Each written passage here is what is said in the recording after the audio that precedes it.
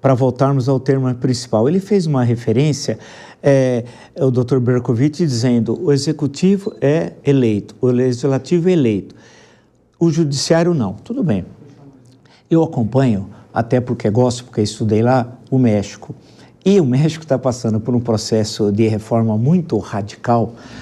Teve eleições recentemente com apenas 13% dos votantes participando do processo eleitoral, elegeu todo o poder judiciário, da Suprema Corte até lá embaixo, na primeira instância. Inclusive já tem até o presidente da Suprema Corte, que veio de um estado de forte presença indígena. Como muitas coisas na América Latina começaram no México e depois veio para o restante da América Latina, vide a Constituição importantíssima de fevereiro de 1917, Constituição mexicana, eu perguntaria, eu sei que é uma provocação, depois eu quero voltar ao tema central, mas como foi tocado pelo Dr. Berkovitch, doutora Jaqueline, a senhora é a favor da eleição no Poder Judiciário? Eleição direta, entende? Com a participação da cidadania, porque o sistema que nós temos, só lembrando, os juízes têm concurso, aí nós temos a segunda instância, são os tribunais de justiça, temos o Superior Tribunal de Justiça e depois o Supremo Tribunal Federal. Lembrando que as pessoas podem chegar, por exemplo, ao Supremo Tribunal Federal sem ser juízes de ofício, ou seja, e aí determina a Constituição, a idade acima de 35 anos, precisa ter reputação ilibada e notório saber jurídico, porque esse jurídico é importante, porque o Floriano Peixoto, presidente, segundo presidente do Brasil, aproveitou a omissão do jurídico e nomeou 5 ministros que não tinham qualquer relação com o mundo jurídico, 3 generais e 2 médicos, inclusive o doutor Barata Ribeiro, célebre, nome de rua em Copacabana, avô do comediante Gildo Ribeiro, ficou 10 meses como ministro. Eu pergunto à senhora, como é que fica? A senhora é favorável a isso ou manter o sistema atual? Olha, Vila, eu nunca pensei sobre isso, mas eu entendo que o sistema atual, em termos de... O que eu acho um pouco estranho é essa nomeação do chefe do executivo para os ministros. Isso eu acho um pouco estranho, tá?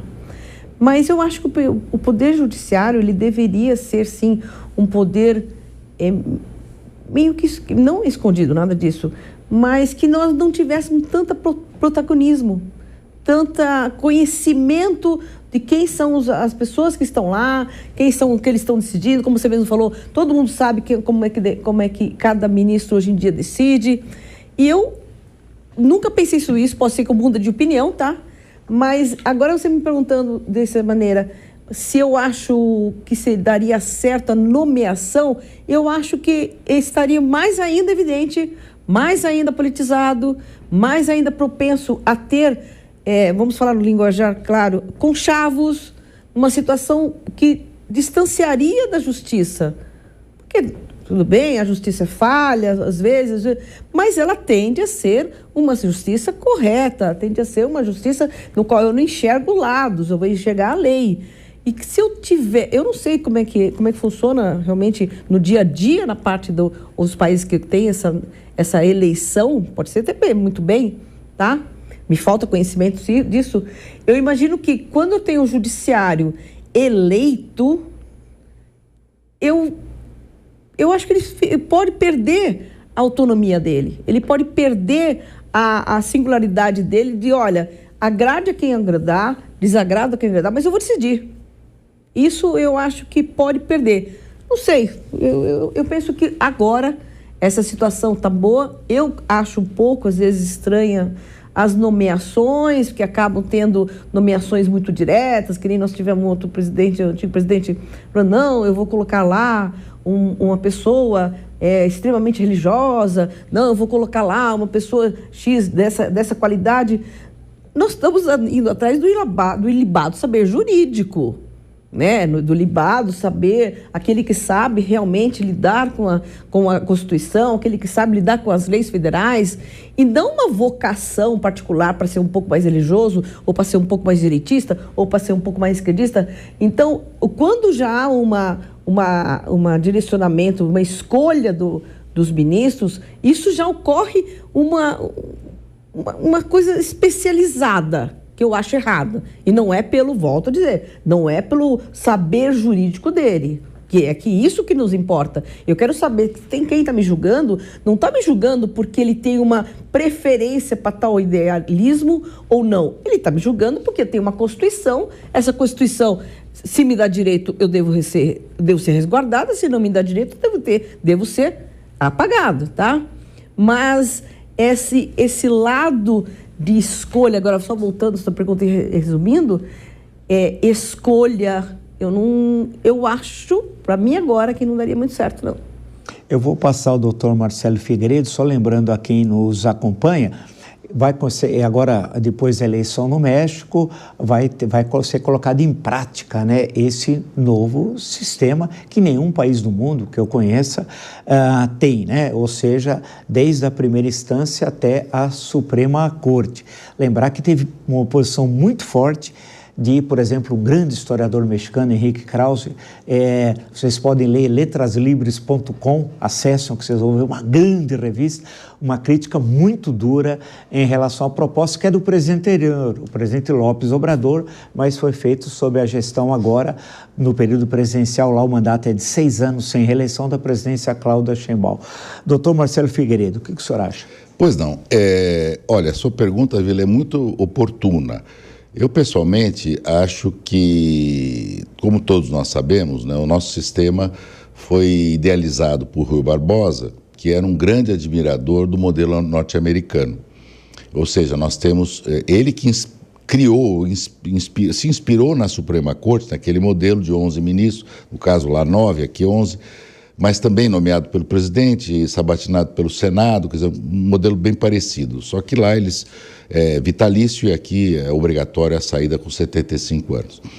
Eu acho que, historicamente, o Supremo Tribunal no Brasil cumpriu um papel importante, né? Se nós analisarmos a vida desde da República, enfim, o Império, a República, da República em diante, enfim, eu acho que ele teve momentos gloriosos de defesa da democracia, defesa dos direitos civis, a doutrina do habeas corpus brasileiro, enfim, houve muita coisa positiva no Supremo. Mas eu também acho que é momento de se rediscutir o critério de nomeação do Supremo. Por quê? Porque o modelo americano, que nós nos inspiramos, não digo copiamos, né, tem grandes diferenças. Primeiro, o Senado nos Estados Unidos faz uma sabatina para valer, vamos chamar assim. E no Brasil, os críticos todos dizem isso, os constitucionalistas, enfim, que a sabatina aqui é meramente ritualística e que o Senado não aprofunda assim na vida dos candidatos, na visão dos candidatos, como eles seriam juízes, o que eles pensam sobre temas morais, temas sensíveis, temas de costumes, etc. Então, é um certo, vamos dizer assim, medo dos senadores de avaliar bem os candidatos a ministro. Deixa eu perguntar, desculpa interromper. Pois não. Por que esse medo? Olha, o que se diz é que os senadores todos podem ter interesses no próprio Supremo Tribunal Federal, ou teses, ou enfim, que um depende do outro. Quer dizer, os ministros, por sua vez, também temem um pouco os senadores, ou deveriam temer, porque pode haver impeachment de ministros, embora no Brasil nunca tenha ocorrido isso, até onde eu me recorde. Enfim, vice-versa, quer dizer, há sempre um interesse do Senado, direto ou indireto, sendo julgado pelo Supremo Tribunal Federal. Então, o sistema, o modelo, digamos, brasileiro, as características do modelo brasileiro não são ideais, né? Nos Estados Unidos, o presidente pode ser de direita ou de esquerda, ele jamais indicaria uma pessoa que não tivesse qualificação suficiente para ser ministro da Suprema Corte americana. Isso jamais ocorreu, mesmo com presidentes de direita, republicanos, ou de esquerda, ou mais à esquerda, ou de centro, democratas. Por quê? Porque o Senado massacraria esse candidato que não tivesse o notável saber jurídico, que nós chamamos aqui de notável saber jurídico. No Brasil, isso não ocorre. Quer dizer, os presidentes nomeiam os amigos, os colegas, os advogados, enfim. Não há uma preocupação realmente com a qualificação da pessoa, digamos assim. E o Senado também não discute isso, acaba não discutindo, né? Acordos e conchavos políticos e tal. Então, eu sou favorável, por exemplo, a uma mudança. Para não dizer que imediata, enfim, eu sempre fui favorável. Aliás, uma boa parte dos constitucionalistas brasileiros é favorável a que nós tivéssemos um tribunal constitucional. Isso foi discutido em 88 e foi derrotada essa tese por manutenção e corporativismo do próprio Supremo, que foi contra. Mas ainda, quem sabe, um dia seja possível isso, em que nós possamos ter no Supremo Tribunal Federal professores de direito constitucional, especialistas de direito constitucional. Nós temos um ou outro, mas não podemos dizer que a corte seja uma corte constitucional. Um tribunal constitucional é outra coisa, é um tribunal de especialistas que só julga direito constitucional.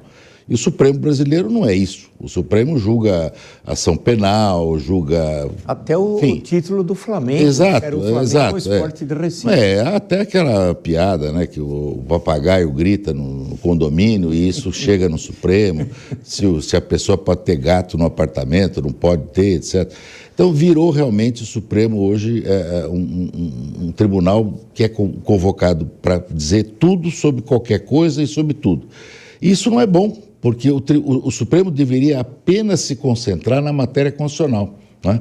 Então, se um dia a gente pudesse ter o dom de separar o joio do trigo, eu diria que o Supremo deveria, numa Assembleia Constituinte originária, enfim, que seja, pudesse ser um tribunal constitucional, né? Ou se nós já tirássemos toda essa competência que o Supremo tem e deixássemos só a matéria constitucional, já talvez fosse um avanço, né? Ainda que não mexêssemos na estrutura do Supremo. Iria para o STJ? Pode ser, poderia o STJ, sim, ou matéria eleitoral, TSE, enfim, separaríamos as matérias e deixaria só mesmo aquilo que de fato é constitucional no Suprema Corte. Porque há uma tendência, como o Gilberto disse muito bem, ele gosta, né? Claro, quem não quer poder? Quem não quer julgar tudo e todos? Né? O poder realmente deixa as pessoas inebriadas. Então, em vez de se autoconter, ele quer, não digo aparecer só, ele quer decidir, não é? Ele quer regular, né? E muitas vezes isso é perigoso, porque há temas sensíveis da sociedade e realmente, por mais sábios que sejam os juízes de uma Corte Suprema, eles não são eleitos. Eu acho que o que ocorreu no México, que você bem lembrou, eu acho que foi um desastre, foi uma involução tremenda. Eu também não conheço nenhum país, salvo os Estados Unidos, mas não tem nada a ver com essa situação. Alguns juízes eleitos, estaduais ou provinciais, enfim, não tem nada a ver com os federais, são concursados e tal. Então, eu acho que é um desastre. Dizem, inclusive, que o crime organizado tomou conta do México, e também no judiciário, que era um dos últimos bastiões em que ele não conseguia entrar e que, lamentavelmente, essas campanhas são caras, né? Quem estaria financiando direto ou indiretamente, essa mudança no México, teria sido o crime organizado. Eu não sei se é verdade, mas eu acho extremamente perigoso isso.